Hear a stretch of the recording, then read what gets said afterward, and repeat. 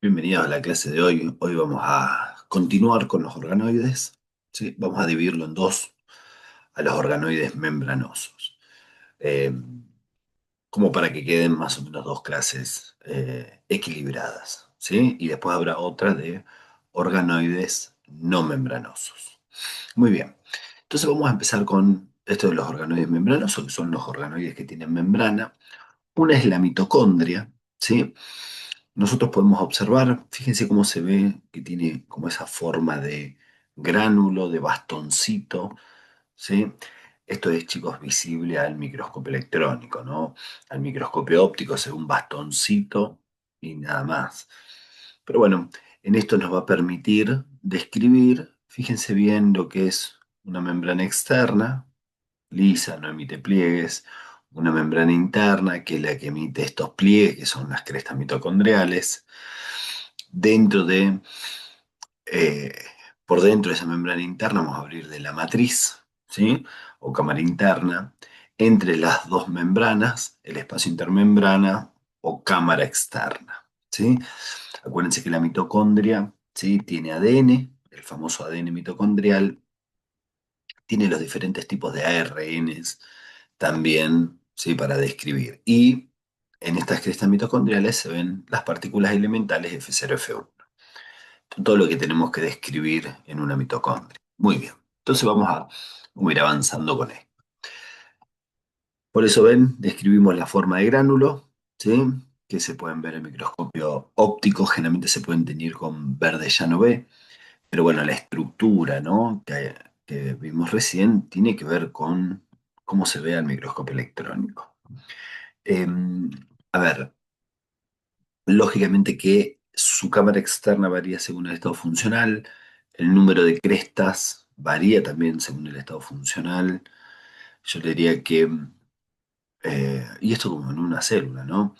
El número de mitocondrias se relaciona con la actividad energética. A mayor actividad energética, mayor cantidad de mitocondrias, de mayor cantidad de requerimientos de nutrientes, ¿sí?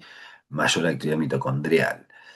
Eh, Eso hay que tenerlo muy en cuenta. La mitocondria se relaciona con dos procesos oxidativos, ¿no?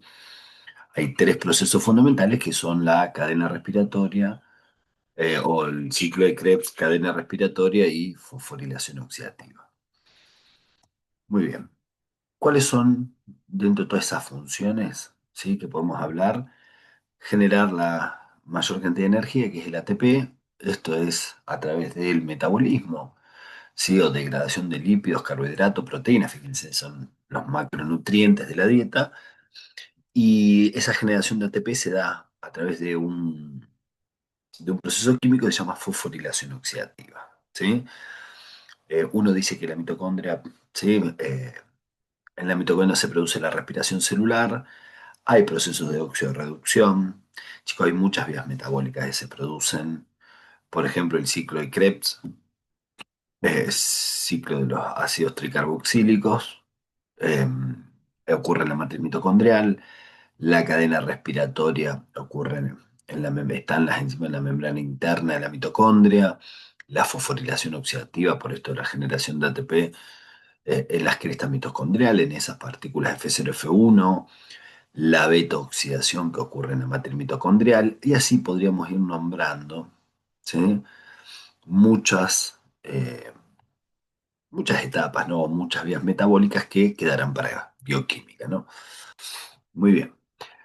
Cuando veo la estructura, sí, vamos a diferenciar de nuevo, sí, membrana externa, membrana interna que hacía los pliegues, que eran las crestas mitocondriales, una cámara externa, o el espacio intermembrana, y la cámara interna o matriz mitocondrial. ¿Sí? Vamos con la estructura de cada una de ellas. Dentro de la membrana externa, composición lipídica, es una bicapa lipídica con orina, ¿sí? Hay distintos tipos de transportadores, es semipermeable, pasan libremente los iones y generalmente contiene un 40% de lípidos, es rica en colesterol.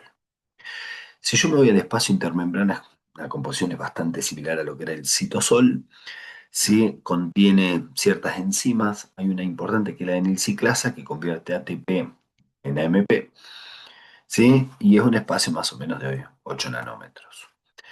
Ahora, si me voy a la membrana interna, esta es un poquito más importante porque, primero que es impermeable a los iones, a la sacarosa, ¿sí? Tiene un montón de transportadores específicos eh, que van a permitir el pasaje de calcio, ATP, fosfato. Contiene un 20% de lípido. El lípido característico es la cardiolipina, ¿sí? Hay un 70% de proteínas. Cuando se pliega me forma las crestas mitocondriales y en esta membrana interna se encuentran las enzimas de la cadena respiratoria, que serán cuatro complejos mayores y dos complejos menores, ¿sí? Los mayores se conocen como complejo uno, 2, 3 y 4. Y los complejos menores es el pool de la ubiquinona y el citocromo C, ¿sí? Y aparte, por eso están estas enzimas o coenzimas, ¿sí? Con sus respectivas enzimas que le ponemos el nombre a estos complejos de la cadena. Muy bien. ¿Qué me interesa de las crestas mitocondriales? A mayor número de crestas, mayor actividad metabólica. Principalmente hay dos tipos de crestas, ¿sí? Las crestas cuando son tubulares y longitudinales indican que estoy sintetizando lípidos o esteroides o que la célula sintetiza lípidos o esteroides. Cuando las crestas son transversales indica síntesis de proteínas, ¿sí? Y en estas crestas están las partículas F0 y F1, son partículas elementales. F0 sería como un canal y el F1 es lo que se conoce como el complejo de la ATP sintasa, donde tenemos las enzimas de la fosforilación oxidativa, que es el principal proceso de nuestro cuerpo para producir ATP. Muy bien. Tengo la cámara interna o matriz. La matriz mitocondrial es muy importante. Dos o tres cositas. Primero, que encuentro ADN, que tengo los distintos tipos de ARN, que puedo encontrar mitorribosomas y que tengo las enzimas del famoso ciclo de Krebs. ¿Sí? Ahora, claro, este ADN mitocondrial es circular, no está asociado a histonas, ¿sí? Eh, es de origen materno porque las mitocondrias las transmite la mamá, ¿sí? Entonces eso hay que prestar atención. Y chicos, no es solamente que tengo las enzimas del ciclo de Krebs, sino de todas vías metabólicas que ocurran, ¿no? Acá en la matriz. Muy bien. Esto por un lado con respecto a la mitocondria, ¿sí? Uno de los principales organoides que tiene que ver con eh, nuestras vías metabólicas, ¿no? Hay otro organoide fundamental, membranoso también, que es el complejo de Golgi. Complejo Golgi hay que relacionarlo con eh, el aporte de membrana, ¿sí? Eso es fundamental. Ven cómo son una serie de sáculos o cisternas aplanadas, ¿sí? Medianamente paralelas entre sí, donde presentará una cara cis, una cara trans, ¿sí? Como una etapa inmadura y otra etapa madura, ¿sí? Y es un organoide eh, muy relacionado con la formación de vesículas. ¿Estamos? Muy bien. Bueno, esto que describimos es lo que encontramos ahí. Se asocian a diferentes tipos de vesícula, es un órgano polarizado, tanto morfológica, bioquímica, funcionalmente, lo que sí siempre se encuentra en el polo secretor de la célula. Es decir, que puede ser tanto supranuclear o infranuclear, depende si la célula es exócrina o si es endócrina, ¿no? Es decir, hacia dónde vaya la secreción, si hacia el exterior o hacia el torrente vascular. ¿Qué pasa? Las dos caritas, la cara inmadura, cis proximal, es la que está orientada a la membrana nuclear, es la que decimos que es la cara convexa, ¿sí? Puede tener ahí asociadas algunas vesículas pequeñas, y después la cara cóncava, madura, ¿sí? De la cara distal, trans o de maduración, que es la que está orientada a la membrana plasmática, que ahí tengo vesículas o vacuolas más grandes, ejemplo, una vesícula de secreción, o distintas vesículas, ¿sí? Ahí es donde el Golgi, ¿sí? Genera o le aporta las membranas a muchas de las vesículas que tenemos en nuestro cuerpo. Por eso, dentro de las funciones, todo lo que sea secreción, exocitosis, tiene que ver con el Golgi. Todo lo que tenga que ver con aporte de membrana tiene que ver con el Golgi. Agregado de azúcares terminales a las glucoproteínas, proteólisis selectiva, sulfatación, agregados de ácidos grasos, fosforilación, es decir, síntesis de lípidos complejos, ¿sí? Gangliósidos y algo interesante que forma el acrosoma del espermatozoide, ¿sí? Pero bueno, una de las funciones más importantes tiene que ver con esto de aportar membrana a todo lo que sea organoide membranoso. Muy bien, y después aparecen los famosos retículos endoplasmáticos, organoides membranosos, los vamos a dividir en el retículo endoplasmático liso, que no tiene adherido ribosomas o sus unidades ribosomales, y el retículo endoplasmático rugoso, que es el que tiene adherido sus unidades ribosomales.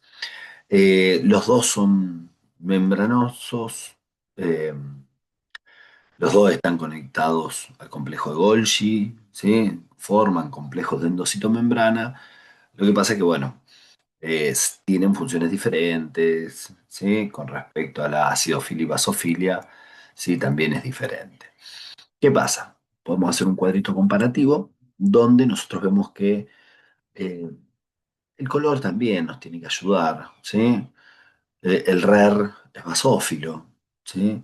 Son cisternas paralelas que se ven como sáculos aplanados, posee esos gránulos adheridos, son las unidades ribosomales en la superficie, tiene continuidad con lo que es la membrana nuclear, el Golgi, eso se conoce como un sistema o complejo de endocitomembrana, y yo les diría, si uno ve las funciones que tiene como síntesis de proteínas de exportación, ¿sí?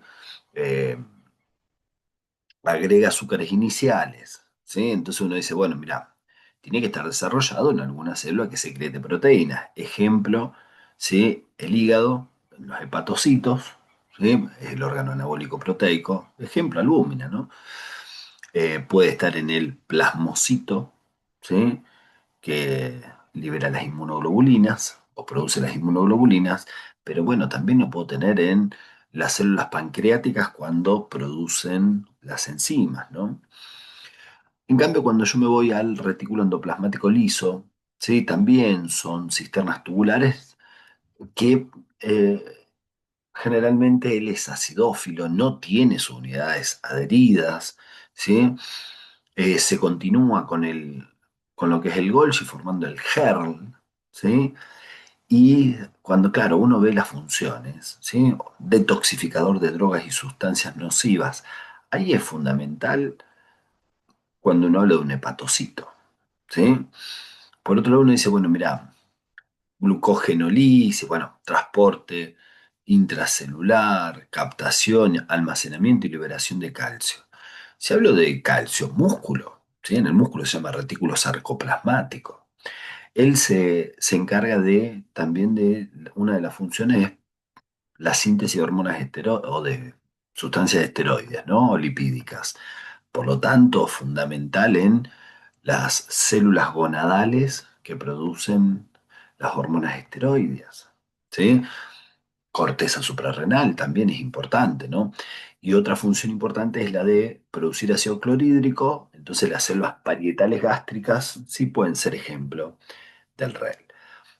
Con respecto a la localización, generalmente el REL, ¿sí? El liso, está distribuido, ¿sí?